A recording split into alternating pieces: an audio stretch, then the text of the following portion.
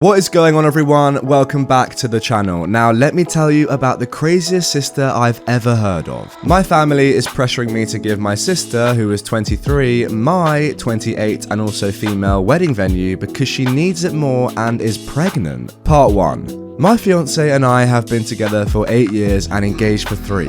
I was doing my PhD program and was juggling planning the wedding. My fiance took much of that work, but it was perfect because our dream venue was booked till after my graduation. So what we did is book our dream venue 3 years in advance. It is really a beautiful venue. The only slot we got was September of this year. My sister got engaged a few months ago to her fiance. They were planning on having a spring wedding next year. They had no venue lined up, but had a few vendors lined up as well as a set date. Yesterday, our parents invited us and our SOs to a family barbecue where my sister announced to our extended family that she is expecting. Everyone was so happy for her and my brother-in-law, who is a great guy. My nan asked my sister if the wedding was still on the set date or if they were going to wait because of the baby. She said no, that she hoped to move it to September. No big deal. We don't have many out-of-town guests, so they could attend both weddings no problem. Nan was happy and asked my sister if she needed help planning such a short-notice wedding. My sister then turns around and said,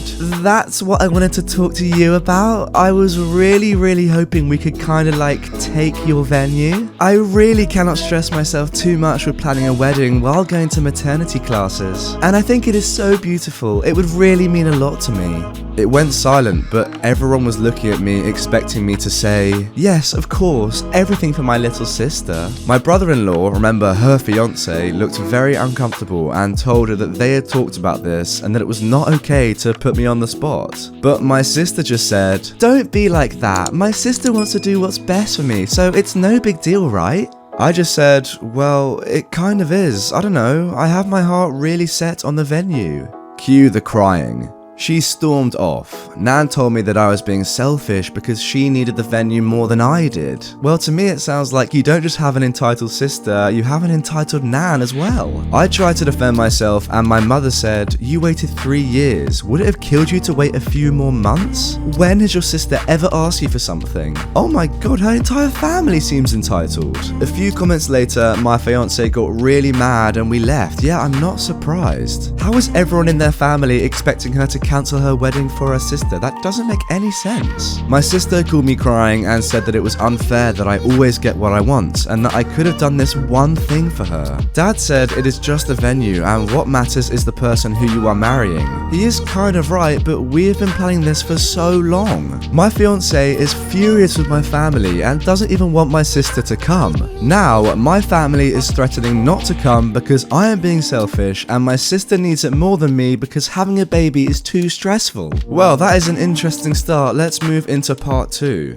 My brother-in-law called me and apologized for the inconvenience. He told me he had discussed it with my sister and she had told him she would not ask. He is properly mad with her now and warned me that my sister is blaming me for potentially ruining her marriage. My father has sent me about 5 texts along the lines of, "I hope you are happy your sister hasn't stopped crying since yesterday," and so on and so on. By the way, the reason I'm using that voice is because her father has the worst logic I've ever heard of and must be entitled as well. My fiance and I had decided to boot my sister from the bridal party and replace her with my aunt, who is the only family member that took my side. We have not decided whether or not we will invite my family as a whole. Furthermore, my mum took it upon her to tell on us. She called my fiance's parents and told them that it would be best if my sister gets it because she is pregnant and preeclampsia runs in the family, whatever that means. My future father-in-law told them to F off and basically rip my mum a new one for expecting something so ridiculous, and that they were going to lose me if they kept playing favourites. Yeah, that is absolutely true. So my mum is now crying too and saying that my father-in-law is a butt. This is just getting so pathetic. It seems straight out of a bad soap opera. My in-laws are driving to us currently with some supper and wine and basically told me not to worry and that no matter what happens, they will be my safety net. I cried of happiness. It sounds to me like you need to transfer your family. Your fiance's family seemed great and pretty normal, but your family seems horrible. Moving into part 3 now. So it hasn't been that long, but this post blew the heck up. I was expecting only a few answers, but the support was overwhelming. What boggled my mind is that this story flooded over to mainstream media. But let's get to the story. So since this went viral, a lot happened. Oh, I know exactly what's going to happen. All their family is going to see that this has gone viral. I can't wait to see the reactions. Starting with my sister. My sister saw this story while browsing on her Reddit account. She lost her mind. She accused me of painting her like a loony and misinterpreting facts. She said that I was being unfair, that she is family and that she asked nicely because she loves me. She also underlined the fact that the opinion of internet strangers doesn't count because family is more important and I should focus on making my family happy. The only text I sent back was this: "I'm sorry that you perceived it that way. I did not in any matter distort what happened. As you might notice, I didn't describe your tone nor exaggerated anything. Perhaps you have that night different in your mind than I do, but I digress. I am sick and tired of bending to your will. My whole life I have been your servant and your doormat. Remember all the birthdays I had to share with you because you would throw a tantrum because you didn't get presents? Or when you cried so that I would fill out job applications for you? But the thing that has hurt me the most till now is when you ruined my graduation. I am done. I admit that I also spoiled you, but I will not any longer. If you want to marry so badly before your baby is born, then you could look at Hotel X that offers last-minute weddings. I've spent too much time planning my wedding to gift it to you. And if you want to ruin our relationship over this, then go ahead. I will sleep sound and safe knowing that it wasn't my fault." She only sent me a "Wow, you must love me so very much." And she blocked me. Well, how childish. She unblocked me this morning to send me this. This is a message straight from the wedding planner. "Hello dear, I got the message from your mother and will proceed with the rebooking of the venue on the spot. However, this will have extra costs as we have to change the names on the contract." Wait, what? Has her sister actually rebooked the venue? "Please come by my office tomorrow so we can sign the new contract."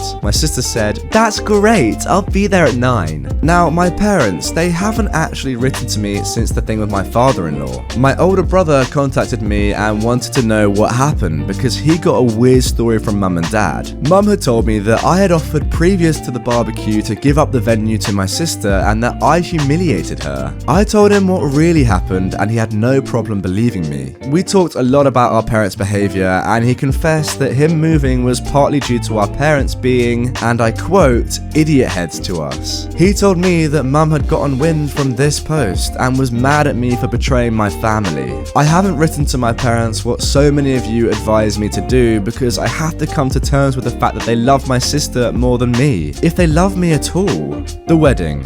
We sat together and put passwords with majority of our vendors and also with the venue directly. We didn't talk to our planner yet, which is why the text of my sister worries me so much. Also, we cancelled the catering that my parents paid for. So short term, we won't be able to get a full catering like we wanted to. But all our friends and my fiance's family will help us prepare a buffet and everyone is going to chip in. That will be our bachelor party. As we will have to spend more on our food now, we cancelled our bachelor parties and will have a family and friends cooking session. Thank you again for helping me see how toxic my family is. I will try to sort it out. If they apologise from the bottom of their heart, they will be allowed into my wedding, but if not, then, well, I still have my brother who will be walking me down the aisle and my aunt. Part 4. We called my planner and she was actually really horrified. She told me she never had as much talk to my mother since the day we went to book the venue. She assured me that even if they were to call and say that I wanted it, I had to be present to make any changes. So we informed everyone that will work for us on our wedding and they offered to hire security for that day at a reduced price. And that is the end of that truly insane story. I can't quite believe what I just read. You know what? AppState 1901 has it absolutely correct. It wasn't that your sister didn't want that venue, she didn't want you to have that venue. She was blasé in the fact that she would have it in September as well as yours and just didn't even think for a second to try and book anywhere else. It's clear that she's been trying to one-up you her entire life and it's time for that to stop. And as for your family, who are also insanely entitled, it seems that they're just allowing her to do that and supporting her in her demands to be as toxic as possible. But it's great to see that you do have some good, well-mannered people surrounding you. Your brother and aunt seem fantastic and your fiance's family are great. Spend more time with them. Anyway, that is the end of this crazy Entitled Parents story. I hope you enjoyed, and if you did, click on the screen for more Entitled Parents right now. With that being said, I will see you all very soon with some more stories.